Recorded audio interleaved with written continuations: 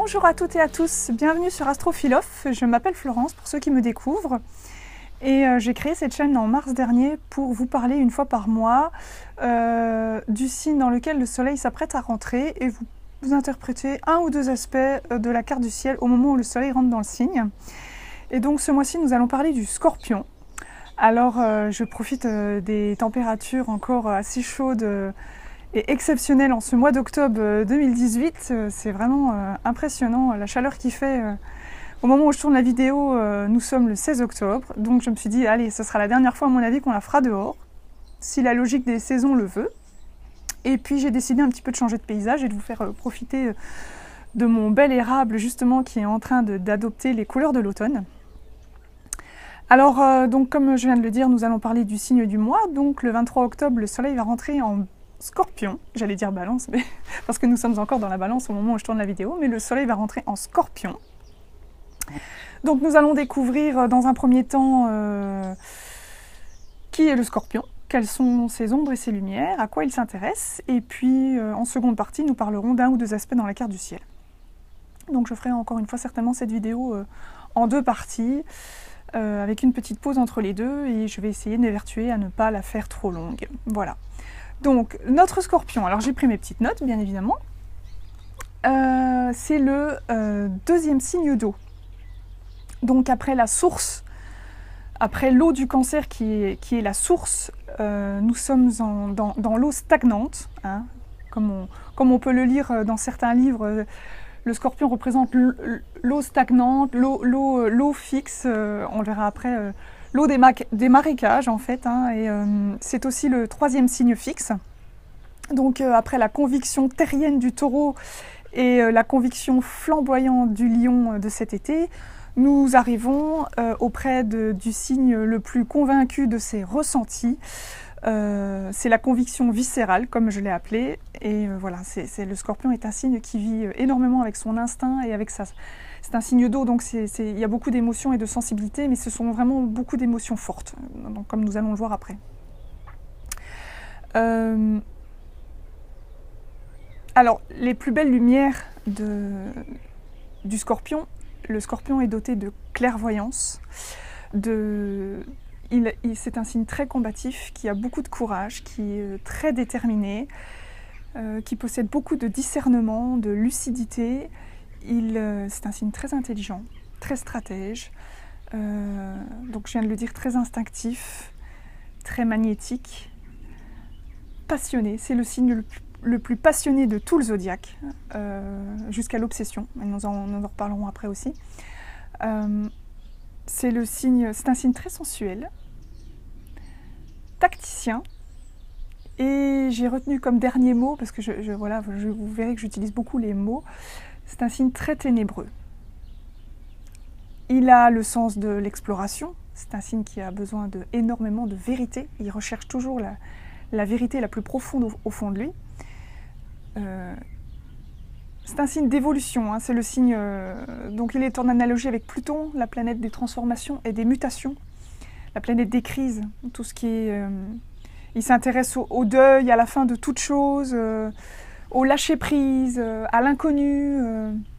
Il est en opposition avec le Taureau, hein, contrairement au Taureau qui garde et qui conserve, le Scorpion il lâche.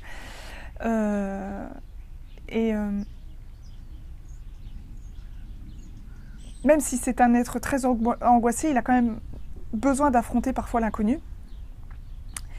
Il s'intéresse aux énergies invisibles, aux mystères, c'est le signe de l'énergie des pierres, à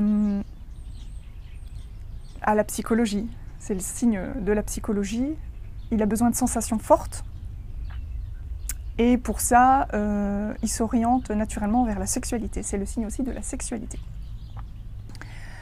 Alors, on a vu que c'était un être passionné, mais qui, dans ses nuances passionnées, va jusqu'à l'obsession. Hein.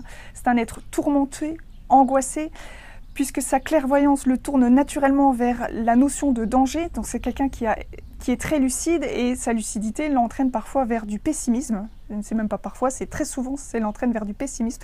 Alors je cligne des yeux, parce que comme vous pouvez le constater, j'ai le soleil en pleine figure qui vient de réapparaître après un beau nuage, c'est pas grave. Donc je disais, le scorpion est un signe malheureusement assez pessimiste qui va jusqu'à la destruction. C'est un signe compliqué, hein, puisqu'il est très stratège et dispose de beaucoup de tactiques. À la fin, il se perd lui-même dans sa tactique et tout ce qu'il a mis en place comme stratégie. Et donc ça en devient très complexe. Il en oublie parfois la simplicité. C'est un être... encore une fois, quand je parle de l'opposition du taureau qui dit non, le taureau qui rassure et qui dit que tout va bien, le scorpion va dire non, tout va mal.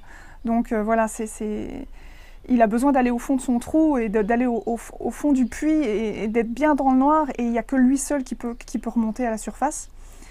Et ça, je vais le développer un petit peu après. Alors au négatif, malheureusement, ce qui arrive aussi, c'est son intelligence l'amène parfois à faire abus de son pouvoir, puisqu'il y a cette intelligence extrême assez transparente comme ça.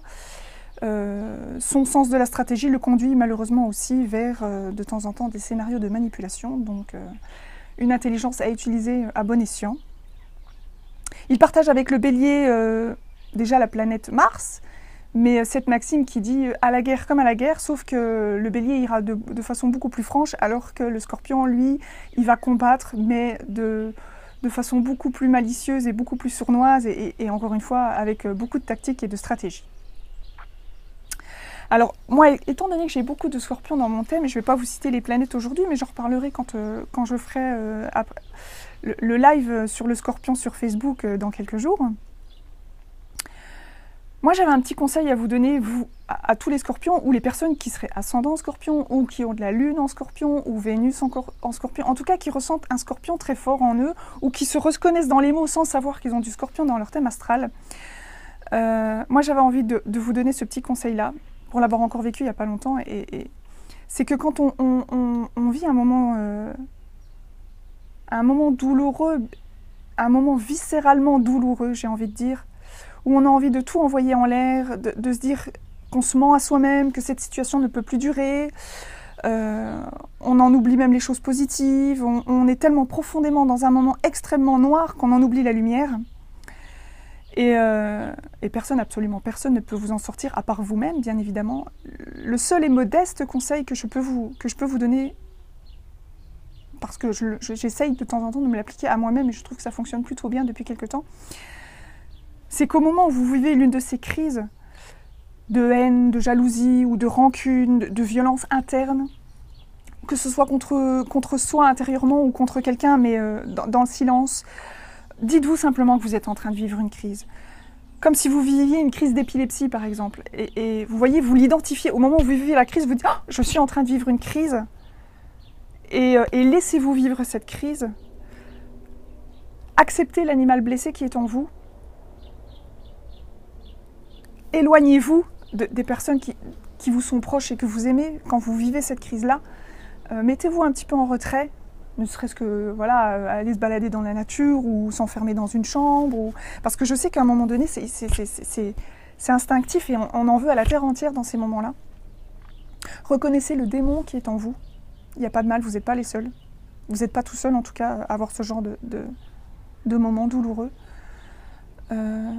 Voilà, quand je dis éloignez-vous, c'est pour vous protéger vous et protéger les autres.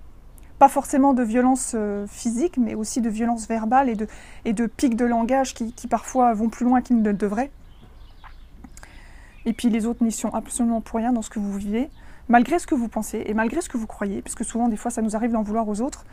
Vous pensez que la faute est à l'extérieur, mais voilà, Pluton et Saturne en Capricorne m'imposent de vous dire aujourd'hui que la faute ne vient ni de vous ni des autres, c'est simplement un manque de moyens pour harmoniser un tout. Vous voyez, je lis mes notes parce que ce que j'ai écrit, ça m'est venu et je voulais vraiment vous répéter ce que j'avais écrit. C'est simplement une perception différente qui sème l'incompréhension, les conflits, les mésententes, les disputes, une manière de fonctionner extrêmement complexe, conduisant à des émotions très fortes et qui manque de mots pour définir clairement quel est votre mal-être au moment où vous le vivez. Et donc retirez-vous, vivez votre crise, et puis après vous pouvez revenir quand vous êtes apaisé et calme et trouver le bon moment pour pouvoir échanger, dialoguer. Donc ça c'est mon côté balance qui revient toujours vers le dialogue, c'est important. Et ma lune en Gémeaux essaye de peut vous proposer les mots pour pouvoir s'exprimer en toute harmonie et en toute diplomatie. Ce que vous qualifiez parfois de trahison, c'est votre perception. Les autres sont dans un autre monde. Et malgré ce que vous pensez, malgré votre conviction de penser « Oh, mais ils savent !» Ils font semblant de ne pas voir, mais ils savent. Eh bien, non, pas toujours. Ils sont dans leur monde et ils n'ont pas forcément ce côté scorpion intense que vous pouvez traverser. Et même si vous pensez que vous avez raison, et que vous avez raison, ne restez pas dans le silence à ruminer votre rancœur de manière obsessionnelle. Si vous reconnaissez dans ces termes, croyez-moi, je vous le garantis, vous avez du scorpion dans ce thème astral. Voilà, c'est le conseil que je voulais vous donner, c'est voilà, identifier simplement le moment où vous êtes en train de vivre une crise de scorpion, une crise plutonienne, parce que c'est une pulsion. Hein. On peut pas savoir quand est-ce que ça va nous arriver, ou on explose comme ça et on en veut... parce qu'on a ruminé des choses, il y a des choses qu'on trouve injustes, mais voilà, après, si vous êtes un peu objectif avec vous-même, vous allez vous rendre compte que vous aussi, de temps en temps, on pourrait vous faire des reproches, hein, parce que voilà, le scorpion, c'est quelqu'un qui juge facilement, et des fois, il fait bien de juger, il a cette lucidité, cette clairvoyance pour dire, pour voir les faits tels qu'ils sont, mais il n'a pas toujours tout le scénario non plus pour pouvoir avoir une bonne idée, et de temps en temps, c'est bien de savoir où on met les pieds avant de juger, quoi. Donc voilà, c'était le petit conseil que je voulais vous donner au sujet du scorpion. Comme je le dis, je ne suis pas scorpion, je ne suis pas ascendant scorpion, je n'ai pas la lune en scorpion, mais j'ai d'autres planètes bien significatives en scorpion, donc je comprends comment un petit peu fonctionne le scorpion. Moi, je suis moi-même passionnée, comme vous le voyez, d'astrologie, donc... et voilà, j'en reparlerai certainement en profondeur dans mon live. Pour le moment, je vais m'arrêter en parlant de la définition du scorpion. Je vais faire une petite pause et je reviens dans quelques secondes pour vous parler des énergies des planètes au moment où le soleil rentre en scorpion. A tout de suite. Me revoilà. Alors, j'ai changé de point de vue parce qu'en téléchargeant la première partie de cette vidéo sur l'ordinateur, je me suis rendu compte que j'avais les yeux complètement plissés. Je me suis dit, ouais, le soleil dans la figure, c'est vraiment pas une bonne idée, mais c'est pas grave, je recommence pas, je continue. Et puis, voilà, mon horaire est toujours là. Vous avez un petit bout de mon jardin en plus. Et puis alors... ce qui m'a fait vraiment sourire sur les premières minutes, c'est quand j'ai vu mes chats se balader autour de moi dans la vidéo, j'ai trouvé ça vraiment comique. Enfin voilà. Donc voilà, après avoir parlé du scorpion, nous allons parler des énergies. Que se passe-t-il avec ce soleil en scorpion au moment où il rentre? Donc le soleil, je le répète, il rentre en scorpion le 23 octobre. Alors moi j'ai plus ou moins 13h, 13h22, hein, ça dépend de l'endroit où vous vous trouvez, parce que moi j'ai une application... qui me permet de voir le mouvement des planètes à l'endroit où je suis, mais après j'ai pas forcément l'heure de Paris, c'est pas forcément exact par rapport à votre position, mais bon, allez, je vais dire à un quart d'heure près, on n'est pas loin, quoi. Donc, en tout cas, ça va se passer au début de l'après-midi, le soleil rentre en scorpion en début d'après-midi. La première chose que j'ai regardée dans la carte et qui m'a interpellée, c'est cette fameuse opposition Uranus-Soleil, puisque nous avons Uranus en taureau à 0 degré. Et donc le jour où le soleil rentre en scorpion, il va y avoir une opposition franche. Alors cette opposition, si on considère les orbes entre les planètes, c'est-à-dire que bon, une opposition c'est donc voilà, c'est deux planètes dans... Déjà je vais vous rappeler ce que c'est qu'une opposition, c'est une planète dans un signe et une autre planète dans le signe en face, dans le signe opposé. C'est pour ça qu'on appelle ça une opposition. Donc ce sont des énergies, chaque planète a son énergie, donc ce sont des énergies face à face. Donc qui tiraillent chacune leur position. Alors, on considère qu'une opposition, il y a une orbe de plus ou moins, allez, on va dire environ plus ou moins 10 degrés. C'est-à-dire que si vous avez une planète à 0 degré et qu'une autre planète est à partir de 20 ou 21 degrés dans le signe d'avant, en face, ça veut dire que l'opposition commence. Donc il y a une orbe de moins 10 plus 10. Et quand la planète la plus rapide sera à 10 degrés plus loin que celle qui est en face d'elle, l'opposition se termine. Donc vous voyez, ça peut faire une opposition durant 20 degrés. Seulement, voilà, moi je vais retenir ce que j'ai appris en cours et qui est assez simple et efficace, puisque de toute façon on n'a pas besoin de s'encombrer non plus d'énormes, beaucoup de subtilités dans l'astrologie, parce qu'il y en a énormément. Donc on peut considérer qu'en fait cette opposition est déjà enclenchée depuis le 13 octobre, au moment où le soleil quitte la balance et qui se rapproche de son opposition à Uranus, mais Uranus est en taureau et le soleil est en balance, et là on est dans des signes quinconces. Donc considérons que cette opposition commence exactement le 23 octobre, au moment où le soleil rentre en scorpion et qu'il est vraiment en face d'Uranus en taureau. Donc voilà un petit peu un petit cours sur ma façon de voir les oppositions. En tout cas les aspects. Alors, donc je vous ai défini qu'est-ce que c'était qu'une opposition. Ça se passe entre deux signes, donc c'est un axe.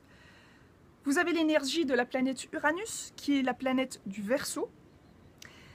Et vous avez en face le Soleil, qui vient de rentrer en Scorpion, mais le Soleil, c'est la planète du Lion. C'est une énergie rayonnante. Donc, en fin de compte, c'est comme si on était dans un grand carré, parce qu'on réunit quelque part les énergies des 4 planètes fixes du zodiaque. Et ça, si vous avez la patience de me réécouter sur la vidéo que j'ai fait au mois de août, quand je parlais du Lion, où j'étais en énergie basse, on va dire, je faisais un cours sur les 4 signes fixes du zodiaque. Donc là, je ne vais pas recommencer, mais je tenais quand même à souligner, ça m'a interpellée. Je me dis, tiens, c'est marrant, Uranus-Soleil, c'est un peu le Verseau-Lion. Ça y est, le Soleil qui se remet. Le Verseau-Lion dans le signe Scorpion-Uranus. Donc on est avec les 4 signes fixes. Donc c'est un signe c'est un aspect de changement, de bouleversement. Uranus, c'est un peu les tempêtes, hein. C'est un signe d'air, enfin c'est une planète d'air, mais d'un niveau supérieur, donc c'est les ouragans, les tempêtes. Mais quand je dis les tempêtes, je le dis aussi au sens figuré, vous voyez ce que je veux dire. C'est voilà, il se passe quelque chose de soudain et d'imprévu. En face du Soleil, qui est la planète de la volonté et de l'énergie, hein,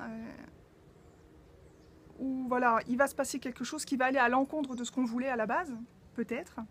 C'est une possibilité d'interprétation en tout cas. Dans les signes Taureau-Scorpion, donc ici on est dans l'axe des ressources, c'est-à-dire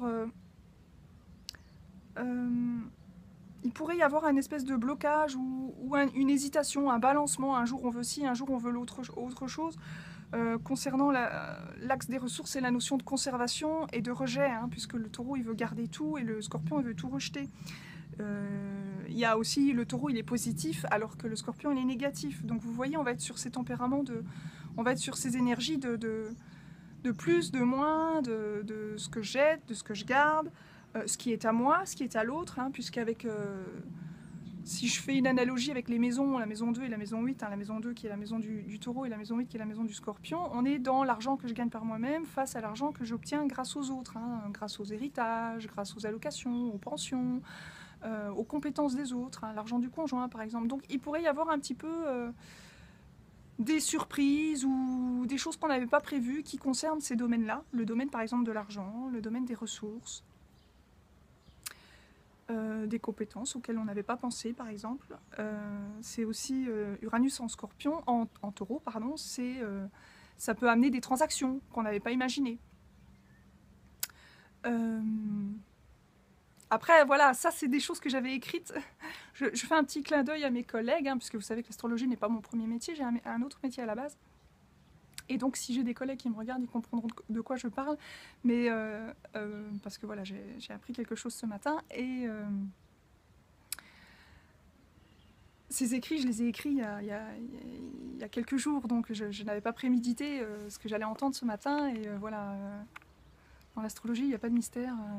C'est vraiment les astres sont vraiment une boussole. Et voilà, il y a des énergies qui changent, il faut s'attendre à des changements, et bon, voilà, il y a des gens qui vont se retrouver ou pas dans ce que je vais dire.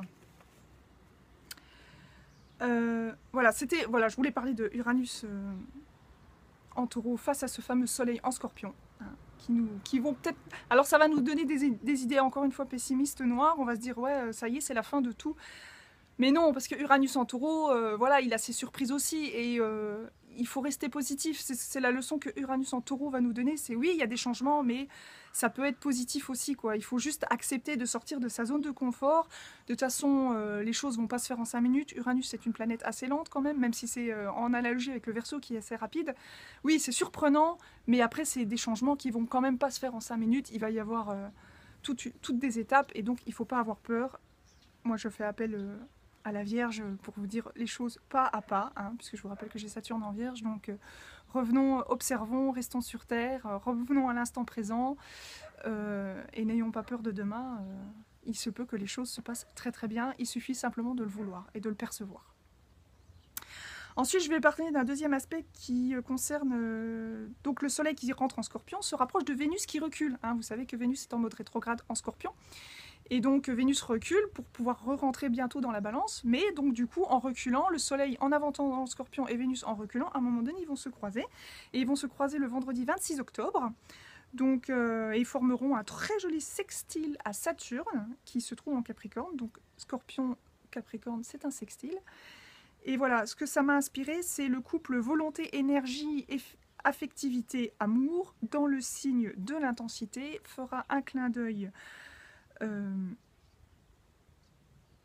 à la sagesse et à la maturité. Donc on peut espérer la profondeur des sentiments, une vérité sur ce que l'on aime, quelque chose de juste qui amène le respect. Encore une fois, le respect de soi, comme j'en avais parlé le mois dernier avec la balance. Une authenticité dans les rapports affectifs. Donc ça, un sextile, c'est quand même assez constructif et positif. Donc on peut imaginer reconstruire quelque chose, avoir la volonté et la motivation, puisque Vénus, c'est aussi la motivation et le désir. On peut avoir l'énergie, l'envie, la volonté et la motivation de faire les efforts, des efforts positifs pour construire quelque chose dans les relations, par exemple. Quelque chose d'intense, mais d'authentique. Soleil et Vénus, le Soleil c'est une énergie masculine et Vénus c'est une énergie féminine. Donc on a un couple quand même, hein. Il y a une belle alliance pour accomplir en toute sagesse le devoir, affronter les responsabilités ensemble. Puisque voilà, hein, par rapport au fait que Saturne est en Capricorne, encore une fois on fait face à nos responsabilités mais on les accepte. On accepte d'être adultes ensemble. Il peut encore une fois avoir un lien avec l'argent et les ressources entre ces deux signes énormément, parce que moi je trouve qu'entre donc je parle toujours de Saturne en Capricorne face en sextile avec cette alliance Soleil-Vénus en Scorpion. Donc je vais parler du Scorpion et du Capricorne. Ensemble, ils ont énormément de discernement et de lucidité. Et il y a aussi quelque part un axe avec l'argent dans le sens où, voilà, je venais de parler du Scorpion, que c'est l'argent des autres. Le Capricorne, c'est comme il a une espèce de peur de manquer et qui veut faire perdurer les choses, il veut faire pérenniser, c'est un économe. Donc voilà, on peut imaginer que dans les relations, on va commencer à penser à assurer son avenir pour pouvoir durer longtemps. Pensez peut-être à régler vos histoires d'héritage, pourquoi pas, votre succession ou votre sécurité financière. Qu'est-ce que vous pouvez vraiment savoir, qu'est-ce que les couples peuvent s'apporter mutuellement, par exemple, et compter l'un sur l'autre. C'est une idée qui me vient comme ça. Hein. Donc, bon, évidemment, les célibataires vont peut-être pas se retrouver, mais il y a certainement d'autres idées. Je les ai pas ici, mais voilà, si d'ici le live sur le Scorpion, j'ai d'autres idées, je ne serai pas avare de vous les transmettre. Mais enfin, voilà, c'est ce qui m'est venu au niveau de cet aspect. On va utiliser son intelligence et son expérience pour affronter la vie dans ses difficultés, et si ça peut se faire en couple ou même entre frères et sœurs, on peut s'apporter chacun ses richesses spirituelles, on va dire, hein, pourquoi pas. Ouais, ça je trouve que c'est une bonne idée aussi, enfin, en tout cas je dis frères et sœurs, tout ce qui est en relation. On peut utiliser même une relation entre amis, encore une fois, puisque le Soleil et Vénus seront côte à côte en Scorpion. On peut rentrer dans la psychologie de l'âme et confier chacun ses difficultés et se dire, ouais, tu vois, moi j'ai traversé ça, voilà ce que je peux te donner comme expérience, et en échange, hein, encore une fois, puisque la relation c'est la notion d'échange. Donc voilà ce que j'avais envie de dire, et puis je vais vous expliquer pour les férus d'astrologie, hein, vous rappelez que le 6 novembre, j'ai noté que le nœud nord rentrera en Cancer, donc ça j'en parlerai peut-être une autre fois, mais voilà, le nœud nord c'est quelque chose vers lequel on doit tendre, et il a été en Lion pendant 18 mois, donc on était invité à tendre vers l'estime qu'on a de soi-même, à exposer sa valeur, et donc là il va rentrer en Cancer, puisque un nœud nord ça recule. Donc il va basculer du 0 degré Lion vers le 29 degré Cancer. Et donc là, pendant 18 mois, on va être invité à écouter ses émotions peut-être, à faire preuve de sensibilité, de compassion, d'émotivité, de ne pas avoir peur de ses émotions et de se dire qu'elles sont là pour justement nous donner des signaux d'alerte, pour nous dire quelque chose. Les émotions sont là vraiment pour nous faire passer des messages. Donc on va peut-être être invité à expérimenter ça ou à découvrir ça pendant 18 mois. Donc ça, c'était une idée. Le 7 novembre, Uranus revient en Bélier. Donc, et là, ça va former un carré justement avec ce nœud nord, mais où on va vraiment être stimulé et bousculé pour pouvoir expérimenter ça. Et alors le 7 novembre, alors là je m'imagine qu'il y a un petit changement de son parce que j'ai ma vidéo qui a coupé et j'ai été coupée dans mon élan, donc j'ai dû recommencer et je me suis rendu compte que j'avais oublié mon micro. Mais c'est pas grave, je vais pas recommencer à zéro, je vais terminer ce que j'avais à dire. Le 7 novembre, nous allons avoir Jupiter qui va rentrer en Sagittaire. Et ça, je suis très heureuse que Jupiter arrive en Sagittaire. D'abord parce qu'il arrive chez lui, hein, il va être à sa place et donc il va pouvoir exposer toute sa puissance de jupitérienne et sagittarienne. Et ça, on en parlera peut-être un petit peu plus le mois prochain, quand justement le Soleil sera en Sagittaire. Et donc le fait que Uranus revienne en Bélier et que Jupiter entre en Sagittaire, d'un coup, on va avoir deux planètes assez significatives qui reviennent en feu. Et donc ça va remettre un petit peu de boost, ça va ramener de l'énergie, de la chaleur humaine, de la chaleur dans les visages, de l'enthousiasme, pour justement traverser cet automne. Je pense que ça va être vraiment intéressant. On en reparlera plus en profondeur le mois prochain. Mais voilà, je voulais pas épiloguer trop longtemps là-dessus non plus. J'espère que voilà, ces petites informations vous éclaireront sur les énergies qui arrivent. Donc je vous rappellerai un petit peu la date que je choisirai sur Facebook pour vous faire le live. Donc pour vous proposer les affinités de votre signe avec le Scorpion. Et puis d'autres surprises, on verra bien. Et voilà, n'hésitez pas à vous abonner à la page Astrophilosophe ou Instagram ou à la chaîne YouTube. Et je vous encourage à me suivre et à découvrir ma méthode d'interprétation autour de l'astrologie. En attendant, je vous souhaite une jolie période Scorpion. Profitez bien, prenez soin de vous et je vous retrouve à très bientôt.